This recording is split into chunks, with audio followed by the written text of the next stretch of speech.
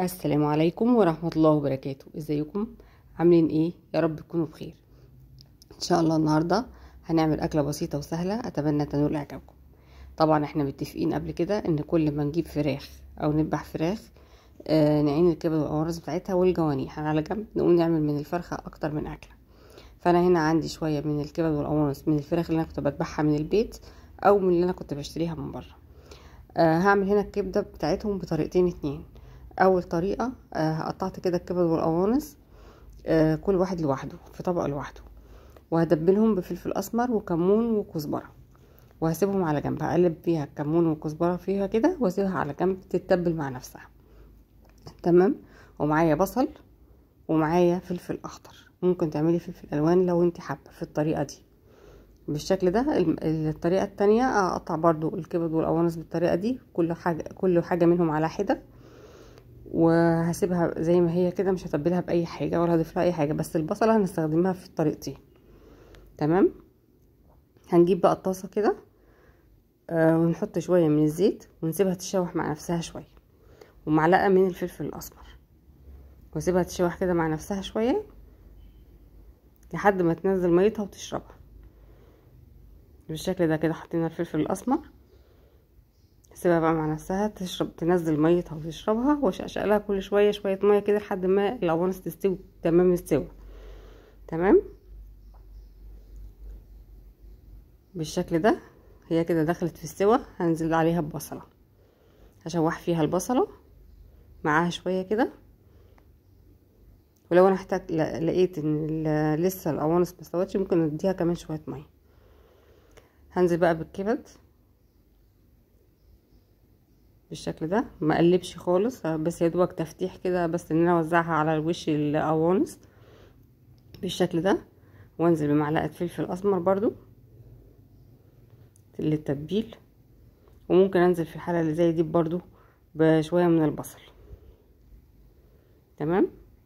هسيبها بقى مع نفسها كده شويه، بعدين ارجع اقلبها تاني لما تبدا تدخل في التسويه بالشكل ده. هي كده دخلت في التسويه، هسيبها بقى مع نفسها تغلي غلوتين وهطفي عليها بالشكل ده. هاجي بقى للطريقه التانية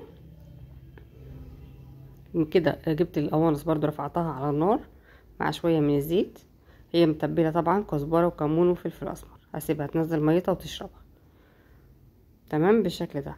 وهنزل عليها بالبصل تتشوح معاها، بس انا لقيت هنا القوانص فيها قرشه شويه، فزودت لها شويه ميه كمان. تمام لحد ما تستوي تمام السوا. هنزل عليها بالكبد، هسيبها طبعا شويه تستوي كويس وانزل عليها بالكبد. تمام. هي كده دخلت في السوا خالص. هنزل عليها بالكبده بقى، وطبعا برضو الكبده احنا متبلينها بالكزبره والكمون وفلفل اسمر، حاجات بسيطه بس كده لنكهتها، بس لتغيير نكهتها مش اكتر بالشكل ده.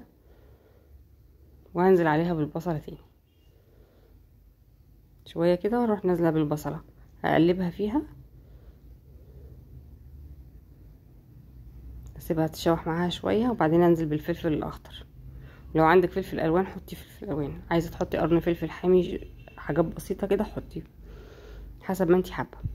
تمام بالشكل ده. هشوح بس البصل تشويحتين 3 كده معاه، بس مش عايزاه يدبل قوي وعشان لونه ما يروحش بالشكل ده. خلاص وهي كده استوت، هنركنها على جنب.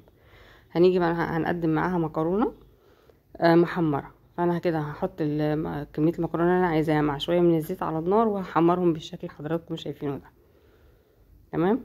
وهروح ضايفه عليها مكعب مرق دجاج. احنا عاملين طبعا مرق الدجاج ده على القناه، ممكن ترجعوا له لو انتوا حابين بالشكل ده.